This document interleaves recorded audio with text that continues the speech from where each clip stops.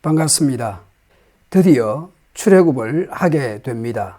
전반적으로 출애굽한 사람들과 가축들이 열거되고 있습니다. 수많은 사람들, 수많은 가축들입니다.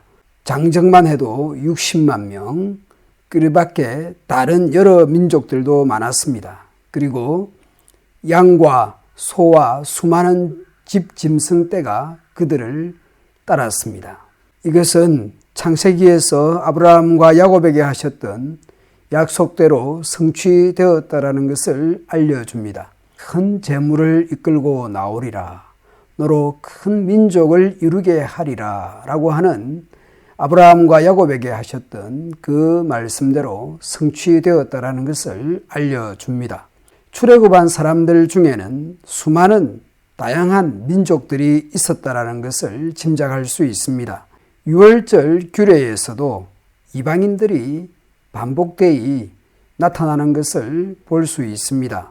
출애굽하기 전에 유월절 규례를 말씀하셨습니다. 그때는 이방인 관련한 내용이 거의 없었습니다.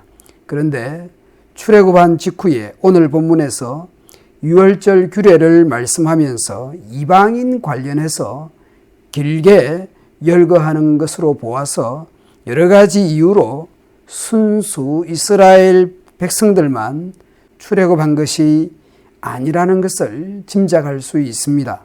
혹시 애굽에서 10번째 재앙이 있었을 때에 비록 이방인이었지만 어린 양의 피를 발라서 장자의 죽음을, 초태생의 심판을 피했던 사람들도 있었을 가능성이 있습니다. 그리고 다른 곳에서도 출애굽한 다양한 사람들이 있었다라는 것을 짐작할 수 있는 사건들이 있습니다. 출애굽한 백성이었겠죠. 하나님을 저주하다가 처벌을 받는 사건이 레위기에 있습니다. 아내는 이스라엘 사람이고 남편은 이집트 사람이었습니다. 이 사람 외에도 부부가 한쪽은 이스라엘 사람, 한쪽은 애굽 사람, 그런 경우들이 없지 않았을 것입니다. 민수기에서도 참조할 수 있는 구절이 있습니다. 이스라엘 자손 가운데 섞여 살던 무리들, 출애굽할 때에 할례받은 이스라엘 백성들만이 아니라 유대인으로 개종했던 많은 이방인들이 있었을 것으로 짐작합니다.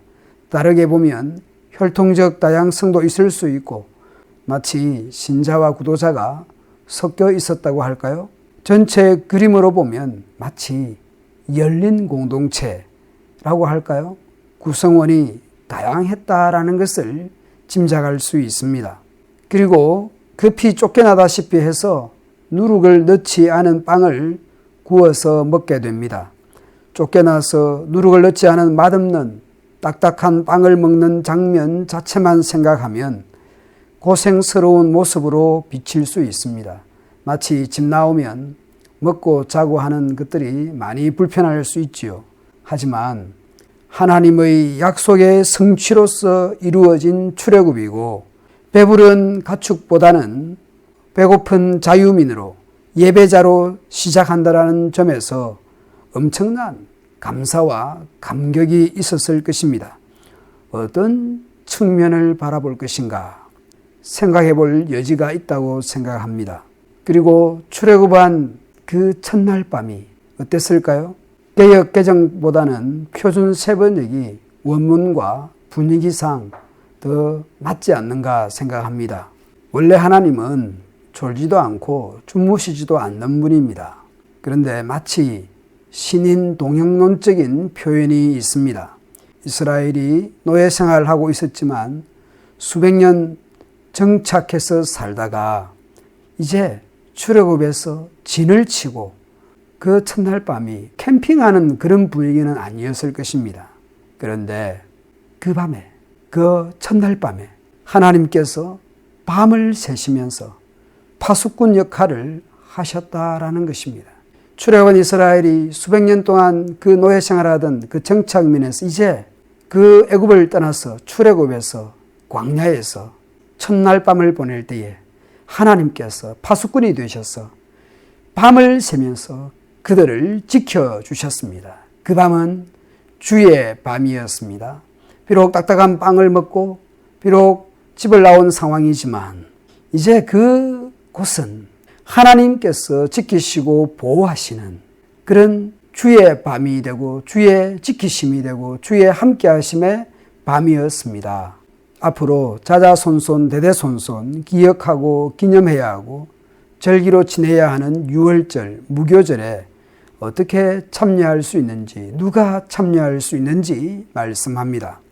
이방 사람은 아무도 유월절 제물을 먹지 못합니다. 임시로 거주하는 타국인, 고용된 품꾼은 그것을 먹을 수 없습니다. 그 잔치에 참여할 수 없습니다. 잠깐 지나가는 이방인은 유월절에 참여할 수 없습니다. 할례를 받지 않은 사람은 아무도 그 유월절에 참여할 수 없습니다. 그러나 돈으로 사들인 종으로서 할례를 받은 사람은 누구든지 그것을 먹을 수 있습니다. 너희에게 몸부쳐 사는 외국인이 주의 유월절을 지키려고 하면 너희는 그 모든 남자에게 할례를 받게 해서 유월절에 참여할 수 있습니다. 신분과 혈통을 떠나서 할례를 받아야만 유월절에 참여할 수 있습니다. 그 구원의 감격에 하늘 잔치에 할례를 받은 자만이 참여할 수 있습니다. 그것이 이스라엘이냐 이방인이냐의 구분이 아니라 할례를 받았느냐 받지 않았느냐입니다. 아브라함 때에 약속하셨던 말씀하셨던 그 언약의 표시인 할례가 하나님의 큰일 행하심 구원하심을 기억하고 기념하는 유월절에 그 하늘 잔치에 참여할 수 있는 기본이고 기준이고 자격입니다. 신약으로 보자면 하나님의 언약 공동체에 속한 입교인이나 세례교인이 주의 성찬에 참여할 수 있습니다. 예수 그리스도를 믿는 자만이 하늘의 거룩한 잔치에 참여할 수 있습니다. 궁극적인 하늘의 그 큰 잔치에서 누릴 그 영광을 이 땅에서 유월절로 성찬으로 맛보고 엿볼 수 있습니다. 오직 예수 그리스도로 죄 씻음 받은 성도가 누릴 그 영광을 주의 성찬에서 맛볼 수 있습니다. 코로나19로 인해서 성찬식을 못한 지가 1년이 넘었습니다. 주의 성찬을 사모하고 기다립니다. 그것을 그리워합니다. 주의 살과 피를 상징하고 기념하는 그 성찬식을 기다리고 기대합니다.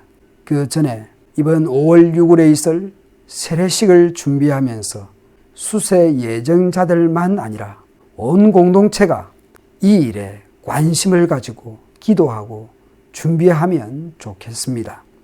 사모하는 자들에게 임하시는 하나님의 은혜와 감격이 함께 하시기를 축원합니다.